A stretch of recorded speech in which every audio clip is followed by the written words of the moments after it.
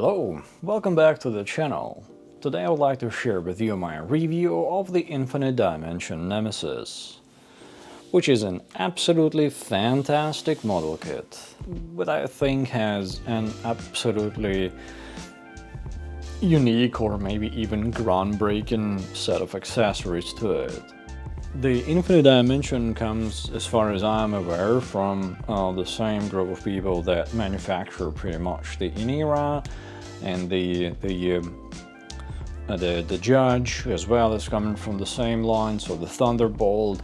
So they have a lot of expectations for this kit because, well, those other kits were very, very good.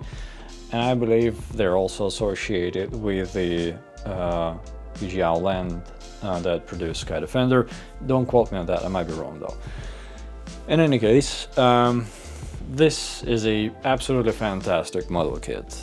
And let's begin by quickly looking at the instructions set that comes with it. So the instructions for the Nemesis are rather, you know, it's a bit better than what you usually would see from third parties and even most Bandai kits. You can see that they are colored, they are pretty nice steps, they are multi-step quite often, so but they're very easy to follow. There were very few instruction mistakes, and they're fairly easy to spot because they're pretty obvious, and I did point those out in my community posts on the channel, so if you'd like to know what those are, feel free to check the community posts. Also the runners, there's a full indicator of runners, and you can also see which runners you need for every step as you begin it. On every section it tells you what runners you're gonna need for that section. Unfortunately though, it doesn't specify what plastic type the runners are. It doesn't seem to be PS, rather ABS, so if you decide to panel line or paint your parts, be careful, you're gonna have to treat this plastic rather carefully.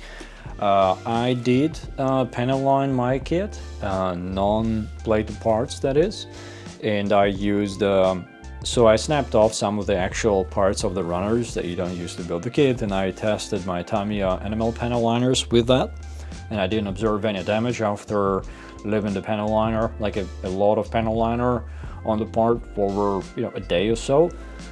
So I figured if I take it easy and I don't apply too much panel liner, that there shouldn't be any serious damage.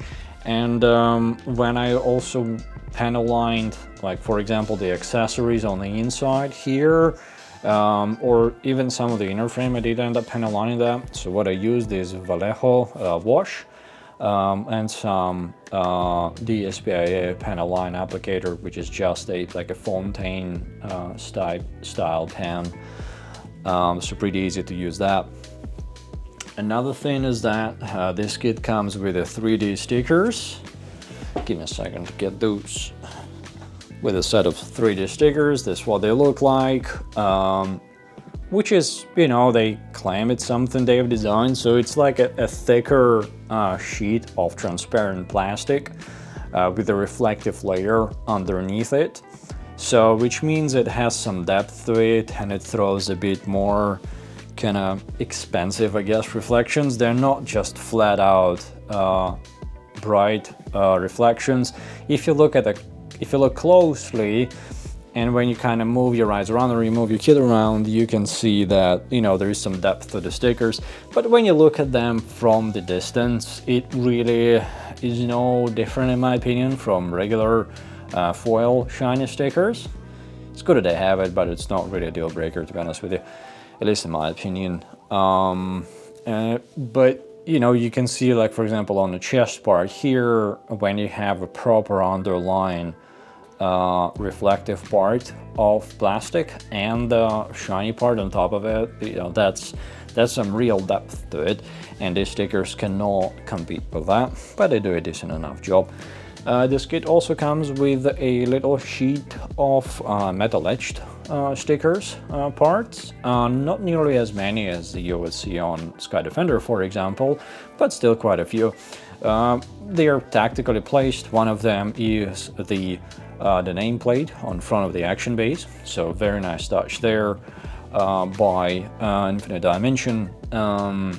We'll see how they hold up over time. For example, on the Sky Defender, you don't only have a lot of those, a lot of them are quite small and in some very obvious parts. And when I was installing the LED kit earlier this year, which was like 9 months after I built the original kit, it shed quite a lot of those metal etched parts. So it seems like the adhesive that they use on the Sky Defender for the metal etched parts is not very durable, or it seems to degrade over time. We'll see how Infinite Dimension Nemesis does. Then there was also another observation for the knee armor. So the front armor for the knees, it attaches to the inner frame peg, that like an entire inner frame assembly that sticks out. And at least in my copy, it did not want to attach or slide in easily, so I had to modify it with a hobby knife. It's a pretty easy modification. I did make a community post on my channel as well for that, so if you need instructions on how, if you have the same trouble with the knee armor, check out the community post. Hopefully it helps you out. You know how to fix it very easily, and you don't need any special tools for that either. Another quick one is what I have here. I did modify my head unit and the cockpits. The cockpit is at the back for this kit, so unlike on most Gundams, for example, or even third-party kits, you would have cockpits and a chest. This one has a cockpit at the back as a flight unit sort of thing. It's in between all of that Porcupine thing at the back, so it's right in the middle of the accessory set there. You'll see that in the beauty shots. But so basically the head unit has a lot of space in it. It's a very well designed and constructed head unit. It looks beautiful, but it also retains quite a bit of space in it, so it's fairly easy to attach 20603 micro LEDs. You can easily source those in bulk even on Amazon.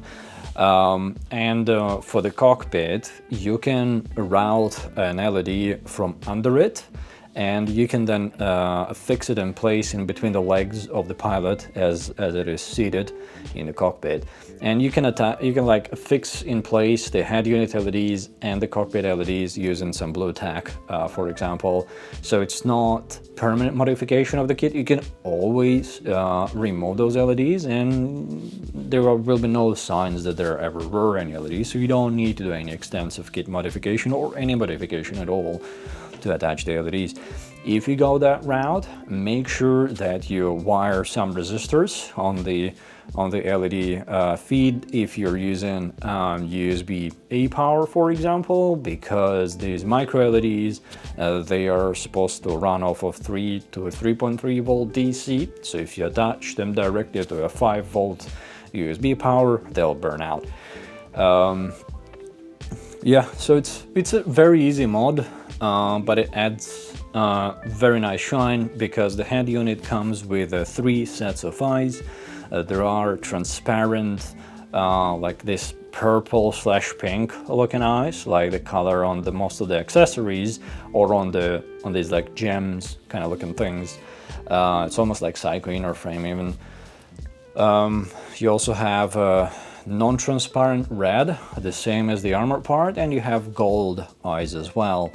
So if you don't use, if you decide not to go with the LED modification, you can still have the eyes that stick out nonetheless, you know, stand out rather. The armor parts, almost all of them have a lot of alternates. So you end up having a little bunch of armor parts. Let me whip out my accessory box. Like this. So for example, here on the front left shoulder, you can see it's a blue plated plastic. You can alternatively have a red plastic part there that you can fully paint or panel line, or if you just like the look of it, you know. So you have quite a few of those alternate plastic parts. It's not all of them though, so not all parts have these alternates. And speaking of alternates or additional parts, this kit comes with two options of joints. Some joints come pre-assembled in a special dedicated box, and they are extremely stiff. Stiff to the point where you can break things. So I did not end up using most of the joints because the manual also gives you instructions on how to build alternate joints with the parts included, and those will be mostly ABS. Those are still even stiff, but they are nowhere near as stiff as the ones that come pre-assembled. And if you decide to use pre-assembled joints, I would recommend considering using the waist inner joint that's pre-assembled, because that extra stiffness is actually very much welcome there. You can articulate legs in a bunch of different angles and they will remain in that angle, right? But if you decide to use the pre-assembled joints for the shoulders, they look like this. You'll have two of them in the dedicated box. Be very careful with this gray peg. It's a POM peg part by the touch of it, and it has a little bit of texture to it. This is the part that slides into the bicep. The bicep receptacle is also POM. So that texture on texture creates a lot of friction, and they pretty much lock up, those two parts. What ends up happening is that if you're trying to articulate the arm after that or detach the part, you most likely will break off the peg like I did. And if you do that, gladly, the receptacle inside can be fully removed. It's just a POM part that you snap off the runner, and it has like a full going through hole in it, so you can use a 3mm pin-wise bit to drill that part out. So be careful, because the joint you assemble yourself will have ABS peg, and that one has some friction with the POM receptacle, but not nearly enough to cause some breakage. What else do we have here? I also tested a bunch of different thinners, well, the ones that I have on my hands at least, with the plastic, with the ABS plastic here, because in the past I've had situations where I would damage plastic slightly, like the surface of it with a thinner, when I would clean up the panel liner. So I tested Tamiya X20 as well as Gun Primer Solvent and Mr. Hobby 400. So X20 and Solvent work really well. They leave absolutely zero traces on the plastic, except for helping you remove the thinner, which is great, while Mr. Hobby 400 does leave marks on the plastic. So if you use that one, be extremely careful, I guess, or rather not use it if you can. As for the Vallejo wash remover, it's just a Q-tip. You don't need any thinner to remove that. It's very, very malleable substance. Also, the ABS plastic on almost all of the kit, it has some very, very subtle texture to it. So it has the shine, but it's not like super cheap or regular shine, because it has some slight texture to it. It kind of takes away some of that shine. So if you don't top coat the kit, it still looks fairly decent. All parts on the kit seem to be undergated to the best of the ability of the designers, because so many parts there are so many of these parts. The kit is so detailed. You can look at it from so many angles. Every surface has multiple angles to it and stuff like that. So if you look really closely, especially from some like unusual angles, you will see the nub marks, especially on the plated plastic, because obviously they can be quite a sore. But none of them are super obvious. You have to look for them. So kudos to them on this. The plated parts, speaking of them, are phenomenally done. They are not as heavily plated as they had on Inera, for example, Aurora. That one had somewhat similarly plated plastic, but I felt like the plate in there was like thicker, it was heavier. Here they went a bit lighter, but it's still very, very sturdy, and it's very well done. It's super even. And you get plated blue, gold, pink gold, and black. There is a nice combination of black and deep blue. This kit has a lot of vibrant colors to it, as you can see.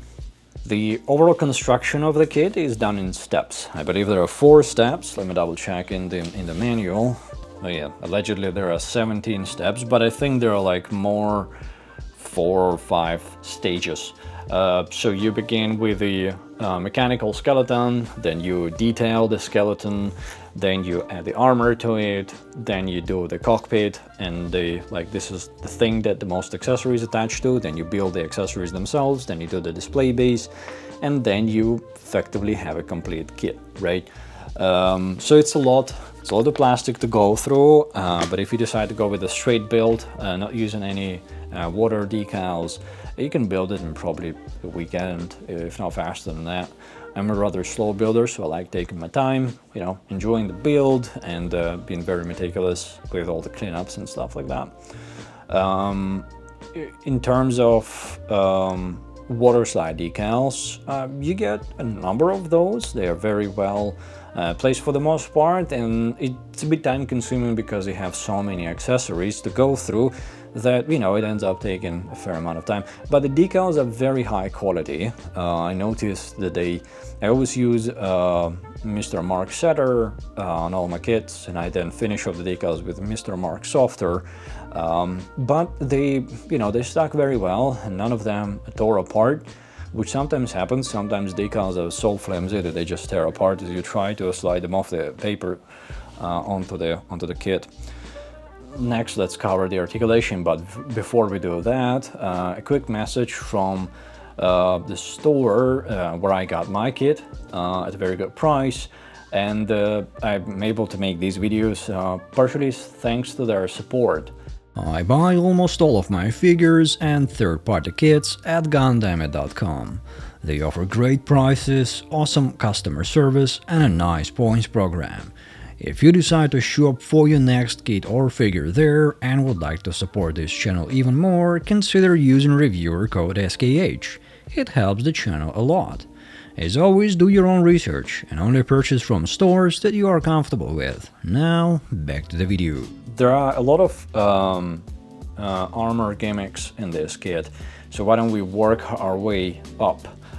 In terms of legs, the lower leg is fully articulated, it's detachable, it's attached on a peg, so it has side-to-side swivel, it has a little toe articulation, which is neat.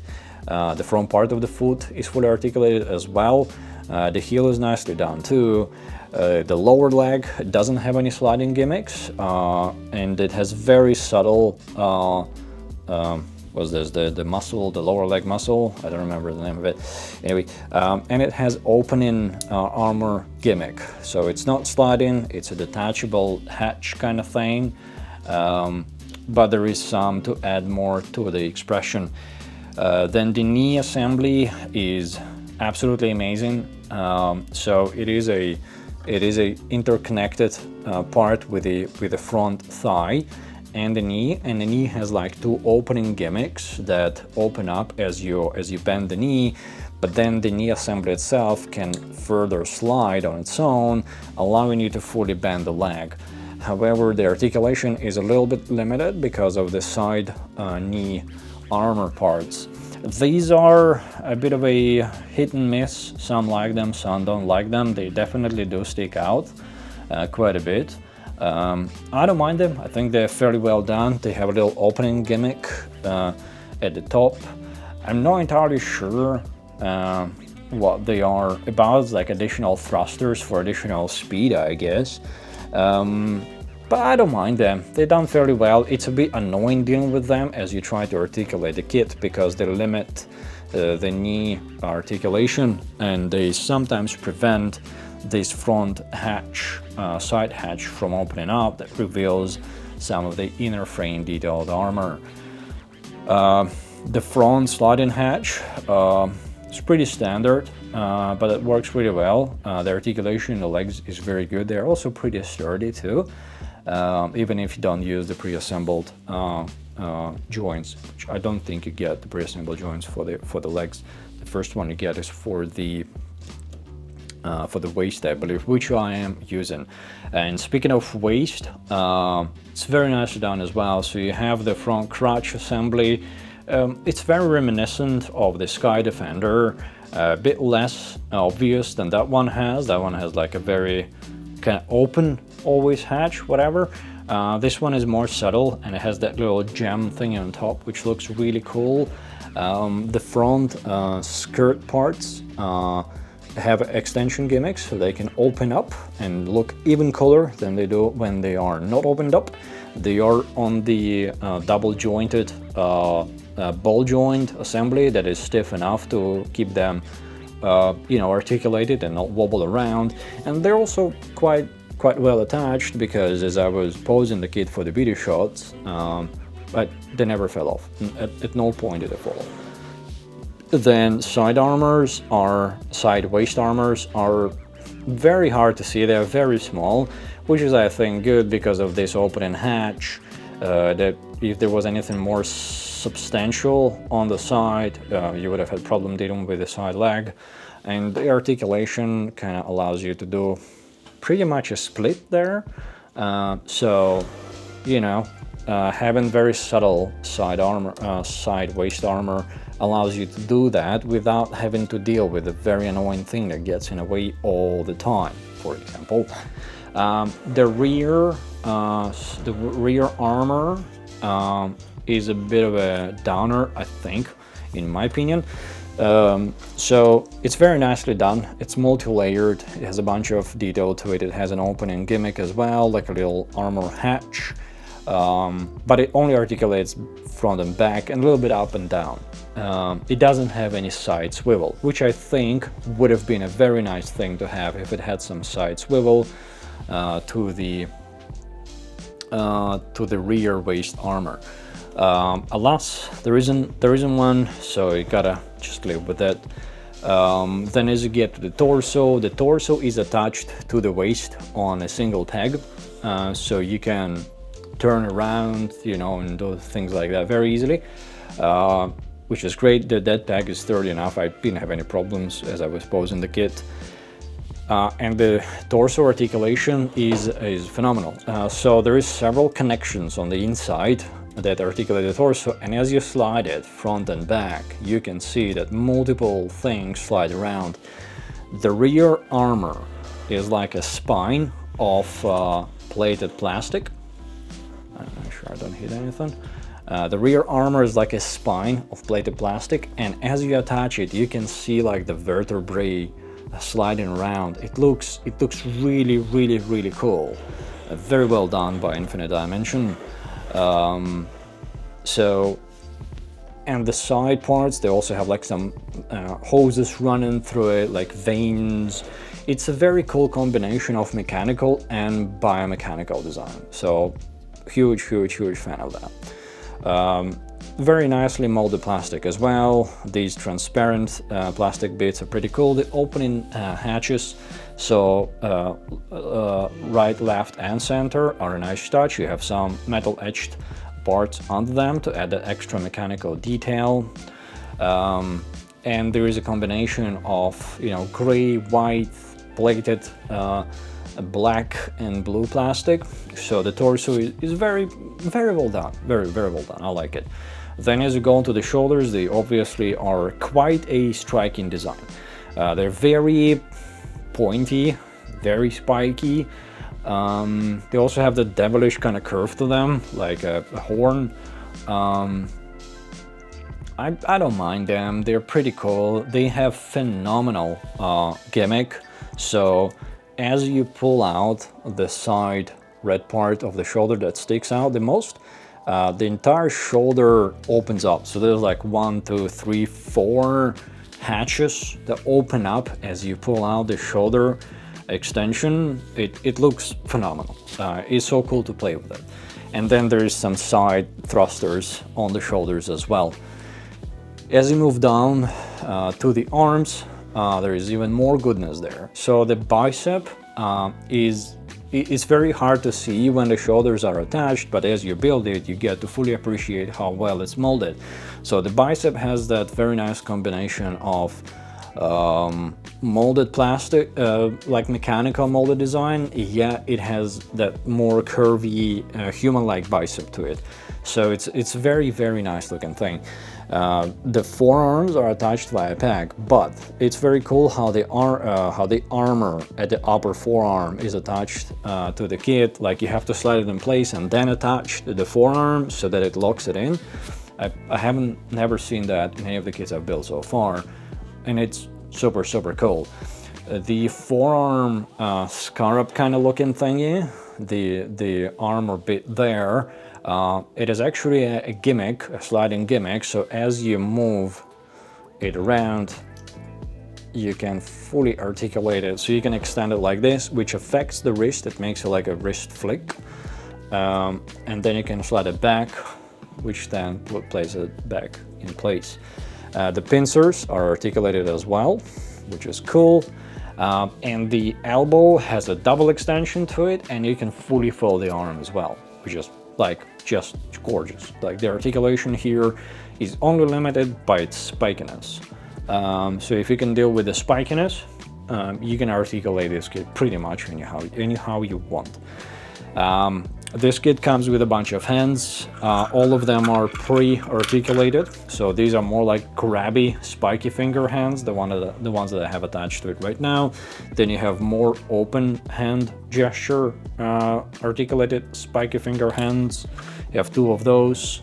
Then you have closed fists, also left and right. And then you have holding hands, which take care of holding all the accessories. Speaking of accessories, you got a whole lot of them. So let's deal with the main accessory set first, before moving on to the action base and the rest of it. So the accessories are gigantic. The set is just, it's not only are the accessories massive, in terms of their number, they are absolutely amazing in terms of their design, because so many accessories transform, merge with each other, they're very interconnected, integrated. You just love to see that. It's very rare that you get to see accessories merge into more accessories, or some accessories merging with other accessories. At least I haven't come across that at this scale before, and I was super, super geeking out and happy working on this kit. So anyway, first you have 8 what's it called, revenge blades. So you can see some of them attached to the bottom of the base here. So the revenge blades are, let me detach one of them so I can show you its features. So the revenge blade can be transformed into a pistol, like you can see right here. As before, I've pen aligned it with a Vallejo wash, and I also colored with a DSPIAE marker the gun nozzles. But basically, you can extend it to look like a blade, like this. And the one downside about these blades is that you cut off a lot of plastic on this side, so if you have it in a blade configuration, you will see the knob marks here, and they're quite obvious there. So what I opted to do is to paint over them with some DSPIAE markers. But anyway, so it looks like a typical blade. Then you can twist the handle and twist the blade to turn into a gun. Like, hold on a minute, like this. So now this is a gun. Then, and you have 8 of these things, right? Then you can also attach a little holster to the back of the kit, to the back of the waist. That, you know, so it attaches like this to the back of the waist, and then you have a little rear mounted holster. Looks really cool on it. There are some poses with it, you'll see in the video shots. But then these 8 blades can also merge with two longswords. So these in the blade configuration, the Revenge blade can be attached to the longsword, which right now is attached to the back of the kit, which is a common theme for almost all of the accessories here. So the Revenge blade, let me detach it real quick, as you can see, is the Revenge, I think it's called the longsword, yeah, longsword. So the Revenge blade is now attached to the longsword, and it turns it into a very cool looking, very mean sword that then can be attached to the backpack, to the flat pack. Then you have stab guns. I don't have any stab guns not attached at the moment because all of my stab guns are attached to the, what is it called? It is called a winged blade. So these are the big things on the side. You can see that these are the Revenge blades in pistol configuration here. Let me make sure the camera is focused on there. There you go. So you can see that this is the Revenge blade in the pistol configuration. Then it is attached to the stab gun, which is very steampunky looking thing, with some like metal stab, I think, things sticking out of it. But then you can attach it to this bigger winged sword, and then that in turn attaches to the side of the flat pack as well. Then you have two great swords. So this is that. The great swords are, let me detach one of them. So there is this attachment that comes, I don't think you can attach it to the flat pack, so I have it attached on one of these action-based articulated holders. But basically the great sword can be detached and it can extend and open up like this. And then you can attach it to this thing, and this turns into a massive sword that your model kit can wield. Very cool design. It looks like it can also fire quite well, but when you have it attached to the back of the kit, it looks like some sort of gravity booster, some sort of a wing thingy. I quite like it attached to the kit. Let me quickly attach it back. There you go. And finally you have the battle shield, the scarab looking thing. So this is usually on top of the flight pack. You can attach it to the forearm. You can see that there is a receptacle there. And this looks very much in tune with the scarab looking forearmor connectors and armors. So the two front claws are articulated. So it's definitely for some offensive capability, close range. It has a little kind of gun looking thingy. And it is, after all, a shield. Let me reconnect that. So it is a shield, so you can use it for protection as well, and it uses that pinky transparent plastic. So it looks great. So yeah, and to finish off the accessories, of course, last but very much not least, is the action base. The action base is fantastic. So the main gooseneck is rather ubiquitous at this point in ERA gooseneck. It does its job very well. There is a height adjustment and articulation right here. By the you press the button, you articulate, you lock it in.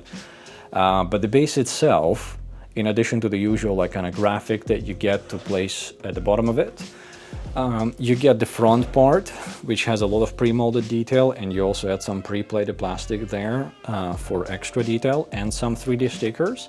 It also holds the nameplate, which is a super nice touch. But on the side, the action-based attachments allow you to have the armory thing. So all of the accessories for this kit can either be held in hands, not all at the same time, or they can be added to the flight pack unit to give it more of a... I think when I have it all attached, if you kind of crunch over the abs in front, it looks like a porcupine. There's a lot of this kit that sticks out of its back. But all of them add to that super fast, super aggressive design. It's like all of these guns turn into some sort of repulsors or thrusters to make it propel further, faster. But you can also attach all of them to these side stands and achieve a more lean, like, you know, maintenance look if you want, or you can attach all of them there and you can pose the kit in isolation.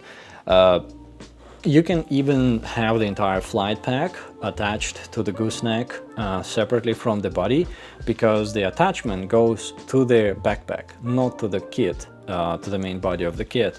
So you don't have to worry about something like, you know, waist or torso joint having to hold the immense weight of all of these accessories attached to the back. But I cannot do that because I have wires running between the cockpit and the head unit, so, you know, they're kind of connected at this stage, which I don't mind. I would rather the LEDs. Yeah, outside of that, this kit is absolutely amazing. It can be a bit of work building it, but it is a very pleasant building experience. I think while this kit doesn't really push the needle with the, let's say, quality plastic, it does very good in that department.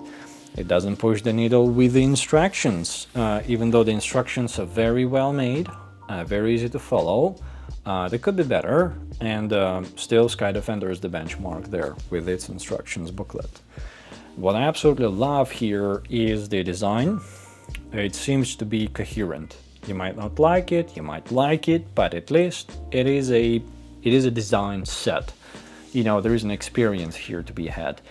And of course, obviously, the accessory set of this kit, how the accessories interact with each other, how the accessories transform, merge, disassemble, attach to the base or attach to the flight pack, or you can hold them in the hands.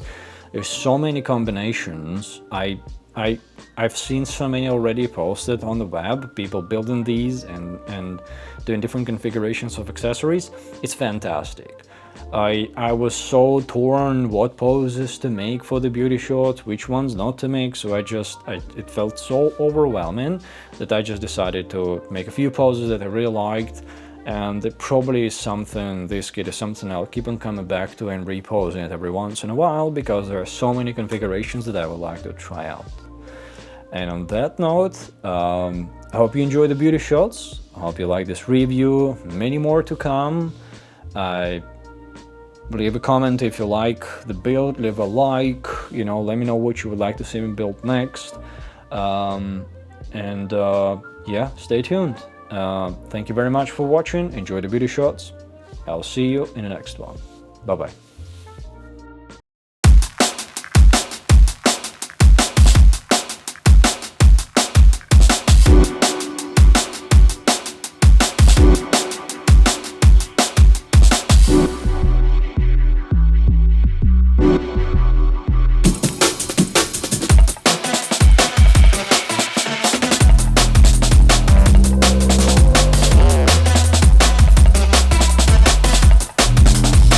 Right.